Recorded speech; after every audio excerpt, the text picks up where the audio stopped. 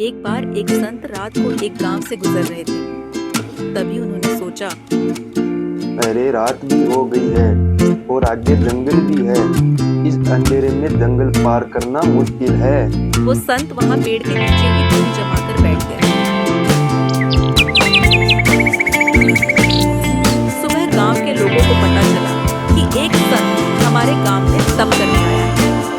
लोग संत के नजदीक बैठकर उनसे उपदेश लेने लगे। उसी गांव में एक पकिया नाम का चोर भी रहता था, जो बहुत ही शातिर चोर था। वो इतनी सफाई से चोरी करता था कि लोग देखते रह जाते थे। पकिया उनकी आंखों से ओझल हो जाता था। अरे मैंने सुना है गांव में एक बूढ़ा संत आया है और वो लोगों को सही मार्ग दिखाने का उपदेश दे रहा है। चलो मैं भी उस संत के पास जाकर कुछ ज्ञान प्राप्त कर लेता हूँ ताकि आगे मेरे भविष्य में काम आए। पकिया सीधा उस संत के पास चला गया। महाराज, आपके चरणों में मेरा नतमस्तक है। खुश रहो बच्चे, लेकिन तुम कौन हो? इतने दिन तो मैंने तुम्हें गांव में नहीं देखा। महात्मा जी, मैं चोर हूँ और गांव में छोटी छोटी चोरियां करके अपना पेट भरता हूँ। अरे बच्चा, तू ये काम छोड़ दे और कोई अच्छाई का काम कर ताकि लोग तुझे देखकर डरे नहीं बल्कि तेरी इज्जत करें। नहीं महात्मा, मैं ये चोरी वाला काम नहीं छोड़ सकता हूँ। मेरे पिताजी भी यही काम करते थे और मैं भी सिर्फ चोरी करना ही जानता हूँ और मैं पढ़ा लिखा भी नहीं हूँ और नहीं मेरे पास पैसे है। मैं कोई दूसरा व्यापार भी नहीं कर सकता हूँ। अच्छा बच्चे, तू ये धंधा बेशक कर, पर तुझे मेरी एक बात माननी होगी। हाँ महात्मा जी, आपका आदेश मेरी सर आंखों पर है। आज से तुम कितनी भी चोरियां करना, लेकिन झूठ मत बोलना। अगर तुम सच बोलकर चोरी करोगे तो वो चोरी नहीं बल्कि अगले व्यक्ति की मूर्खता मानी जाएगी। यह कहकर संत जंगल की ओर प्रस्थान कर जाते। अरे ये क्या? ये महात्मा कह रहे हैं झूठ मत बोलना। अगर मैं झूठ ही नहीं बोलूंगा तो मेरा चोरी वाला काम कैसे होगा? लेकिन अब तो संत से मैंने वादा किया है, अंततः कुछ भी हो जाए अपना वादा नहीं तोड़ूंगा। यह सोचकर चोर भी चोरी के इरादे से वहां से चला जाता है। कुछ दूर जाने पर उसे एक व्यक्ति नजर आया। वह वास्तव में वहां का राजा था, जो भेष बदलकर नगर का भ्रमण कर रहा था। अरे मुसाफिर, तुम कौन हो और इस समय कहां पर जा रहे हो? चोर मन ही मन विचार करने लगा कि झूठ तो मुझे बोलना ही नहीं है, इसलिए सच बता ही देता हूँ। जो होगा देखा जाएगा। अरे भाई, मैं एक चोर हूँ और चोरी करने के इरादे से घर से निकला हूँ। राजा चकित हुआ कि यह कैसा चोर है जो स्वयं ही बता रहा है कि मैं चोर हूँ। अरे मुसाफिर, मैं ही मिला आपको मजाक करने के लिए। तुम अवश्य ही कोई गुप्तचर हो जो राज्य का भेद लेने आए हो। अरे मेरे भाई, मैं मजाक नहीं कर रहा हूँ। मैं सच में एक सट्टा चोर हूँ और चोरी करना ही मेरा पेशा है। भाई, चोर तो मैं भी हूँ, परंतु अभी अभी नया इस धंधे में उतरा हूँ। अच्छा हुआ तुम मिल गए, आज दोनों मिलकर चोरी करते हैं।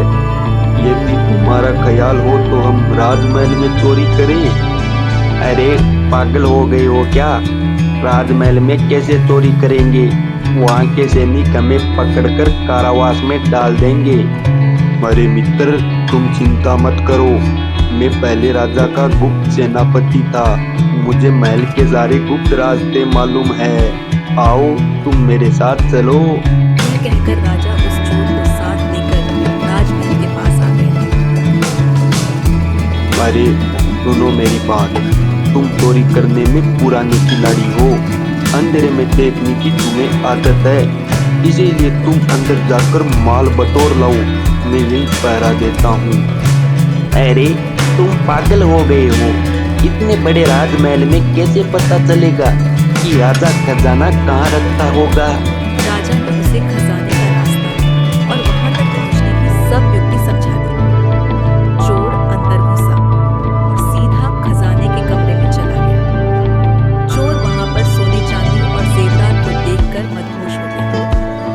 हे भगवान, आज तूने एक चोर को थप्पड़ फाड़ कर माल दिया है। अभी इस सारे माल को समेट लेता हूँ। चोर ऐसा बोल ही रहा होता है, तभी उसकी नजर 3 बहुमूल्य हीरों पर गई। उसने वे तीनों हीरे उठाए और वहां से चलने लगा। उसके मन में विचार आया कि हीरे तो 3 हैं, हम दोनों इनका आधा आधा भाग कैसे करेंगे। मैं झूठ बोलकर एक हीरा छिपा लेता हूँ, लेकिन मैं झूठ बोलूंगा नहीं, क्योंकि मैंने संत को वचन दिया था। यह सोचकर उसने एक हीरा वापस वहां पर ही रख दिया और 2 हीरे लेकर राजमहल से बाहर आ गया। अरे चोर भाई, मैं 2 हीरे लाया हूँ, एक तुम्हारा एक मेरा। चोर ने राजा को एक हीरा थमा दिया और वहां से चलता बना। उसके जाने के बाद राजा ने सोचा कि हीरे तो 3 थे, फिर उसने यह क्यों कहा कि मैं 2 हीरे लाया हूं, चलकर देखना चाहिए। यह सोचकर राजा वहां से चला गया।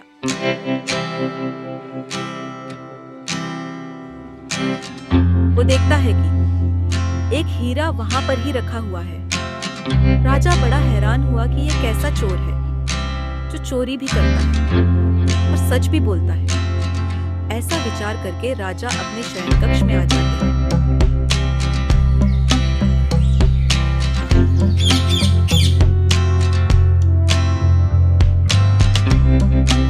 सुबह हुई और थोड़ी देर में हल्ला मच गया कि राजमहल के खजाने में चोरी हो गई है। राजा ने मंत्री हरिसेन को अपने पास बुलाया। मंत्री जी, खजाने का दरवाजा खुला मिला है, आप जल्द से जल्द चोर का पता लगाए। मुझे नहीं पता, 24 घंटों में वो चोर मेरे सामने मौजूद होना चाहिए। मंत्री राजा की आज्ञा पाते ही उस खजाने के कमरे में आता है। मंत्री देखता है कि एक हीरा अपनी जगह पर जैसे का तैसा पड़ा हुआ है। अब मंत्री को पता था यहाँ पर 3 हीरे थे। मुझे लगता है वो चोर जल्दबाजी में एक हीरा ले जाना भूल ही गया। अब क्यों ना ये हीरा मैं रख लूं। चोरी तो हुई है, चोर जब पकड़ा जाएगा तो वह लाभ कहता रहेगा कि मैंने 2 हीरे चुराए हैं, उसकी कौन मानेगा।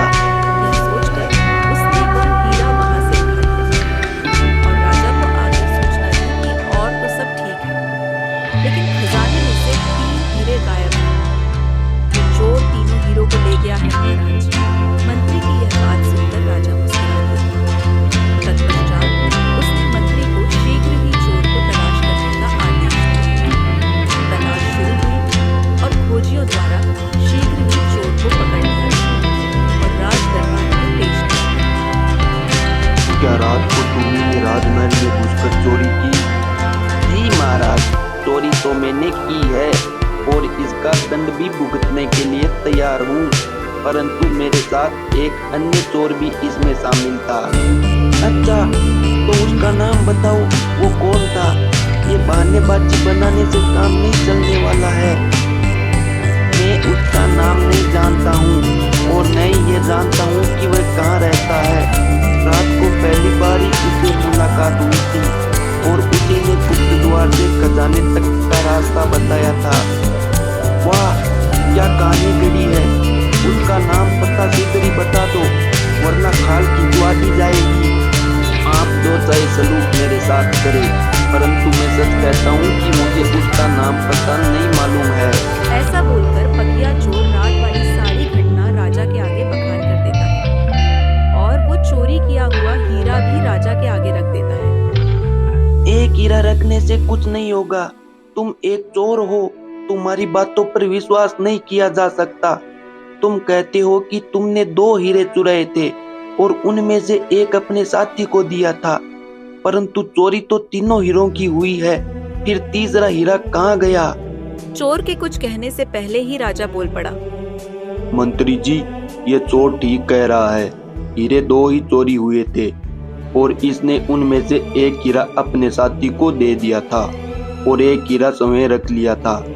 और इसका सबूत है कि रात को इसका साथी मैं ही था। मैं रात को भेष बदलकर जब नगर में घूम रहा था तब इससे मेरी मुलाकात हुई थी और जो हीरा इसने मुझे दिया था वह यह रहा। दरबार में सन्नाटा छा गया।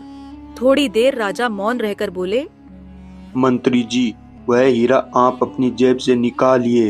ये सुनते ही मंत्री बेचारा काफी डर गया। तलाशी के बाद वो तीसरा हीरा मंत्री की जेब में पाया गया। चोरी के आरोप में मंत्री को सेनापतियों ने कारावास में डाल दिया।